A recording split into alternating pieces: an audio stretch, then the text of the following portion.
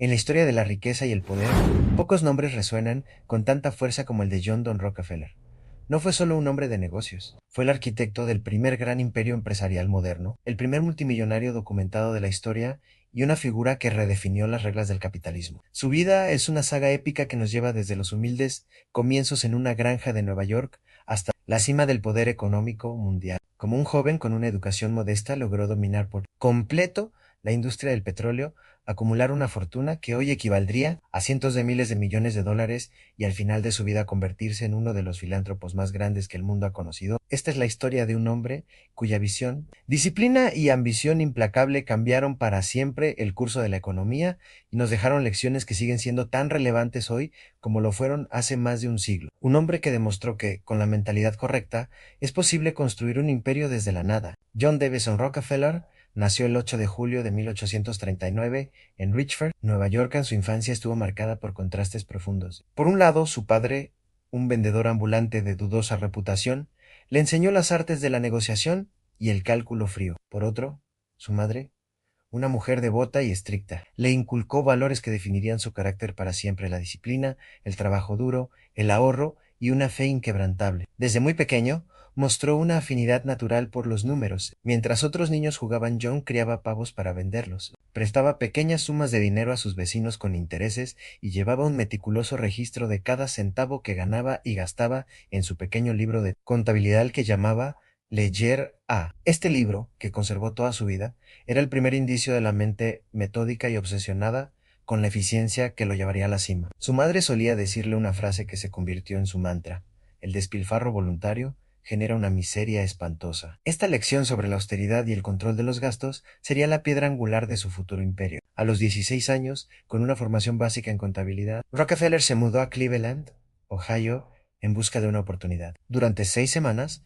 recorrió incansablemente las oficinas de la ciudad, buscando su primer empleo. Finalmente, el 26 de septiembre de 1855, fue contratado como asistente de contabilidad en una pequeña firma de comisionistas. Él recordaría esta fecha, que llamó el Día del Trabajo, como más importante que su propio cumpleaños. Desde el primer día, impresionó a sus jefes con su seriedad, su precisión y su capacidad para el trabajo. Mientras sus compañeros gastaban su sueldo, Rockefeller vivía con una frugalidad extrema, ahorrando cada dólar posible. Entendía que el dinero no era solo para gastar, sino una herramienta para hacer más dinero. Con sus primeros ahorros, se asoció con un compañero para crear su propio negocio de corretaje. Fue entonces cuando el destino tocó a su puerta. A mediados del siglo XIX, Estados Unidos vivía el fervor de la revolución industrial y un nuevo descubrimiento estaba a punto de cambiarlo todo: en el petróleo. Miles de especuladores corrían a Pensilvania para perforar pozos, soñando con hacerse ricos de la noche a la mañana. Pero Rockefeller vio algo que los demás ignoraban. Entendió que el verdadero negocio no estaba en la arriesgada y caótica extracción del oro negro,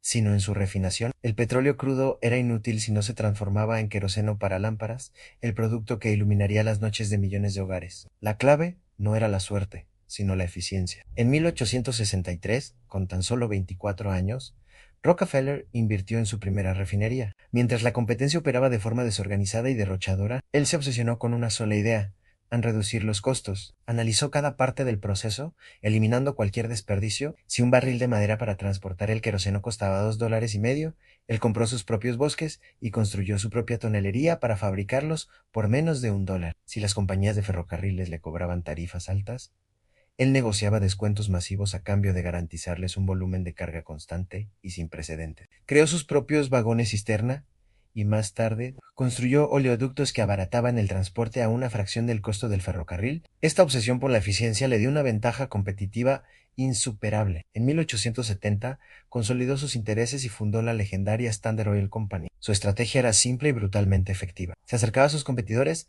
y les ofrecía comprar sus refinerías. Podían aceptar su oferta, que solía ser justa, y recibir acciones de la próspera Standard Oil, o podían rechazarla y enfrentarse a una guerra de precios que los llevaría inevitablemente a la quiebra. La mayoría, viendo la lógica aplastante de su operación, aceptó. En poco más de una década, a través de esta combinación de eficiencia despiadada y adquisiciones estratégicas, Standard Oil llegó a controlar más del 90% del mercado del petróleo en Estados Unidos. Había creado un monopolio de facto, una máquina perfectamente integrada que controlaba desde el pozo hasta la lámpara del consumidor. El éxito de Rockefeller no estuvo exento de controversia. La prensa y los políticos lo demonizaron, acusándolo de prácticas depredadoras y de ahogar la libre competencia. Se convirtió en el símbolo del varón ladrón, un capitalista sin escrúpulos cuya única meta era el poder y el dinero. En 1911, tras años de batallas legales, la Corte Suprema de Estados Unidos ordenó la disolución de Standard Oil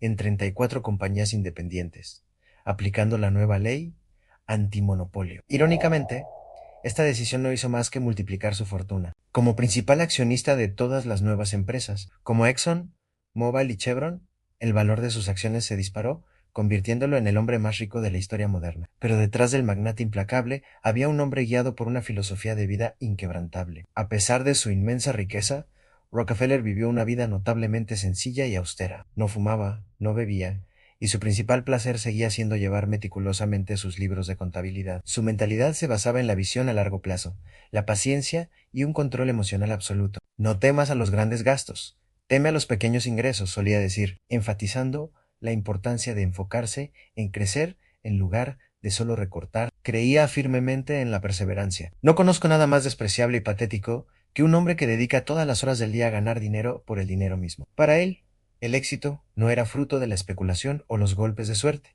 sino el resultado de la constancia, la disciplina y la capacidad de mantener la calma cuando todos los demás entran en pánico. En la segunda mitad de su vida, Rockefeller emprendió la que consideraría su empresa más importante, regalar su fortuna. Influenciado por su fe y por el magnate Andrew Carnegie, quien promulgó el evangelio de la riqueza, Rockefeller aplicó la misma eficiencia y visión estratégica de sus negocios a la filantropía. Su objetivo no era simplemente dar limosna, sino invertir en las causas raíz de los problemas sociales para generar un impacto duradero. Donó más de $500 millones, una cifra astronómica para la época. Fundó la Universidad de Chicago, convirtiéndola en una institución de prestigio mundial. Creó la Fundación Rockefeller, una organización pionera que financió investigaciones médicas que llevaron a la erradicación de enfermedades como la anquilostomiasis en el sur de Estados Unidos y la fiebre amarilla. Sus contribuciones impulsaron la educación, la ciencia y la salud pública a una escala nunca antes vista. Creía firmemente que su riqueza no le pertenecía,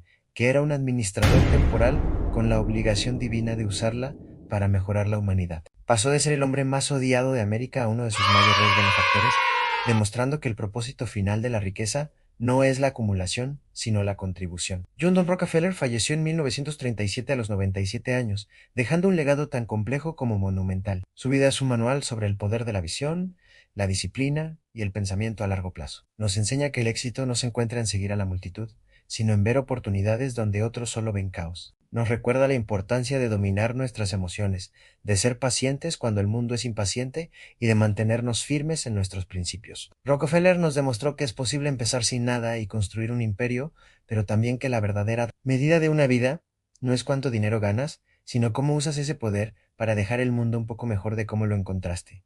Su historia no es solo la de un magnate, es una fuente de inspiración que nos desafía a pensar en grande, a actuar con disciplina y a construir nuestro propio legado.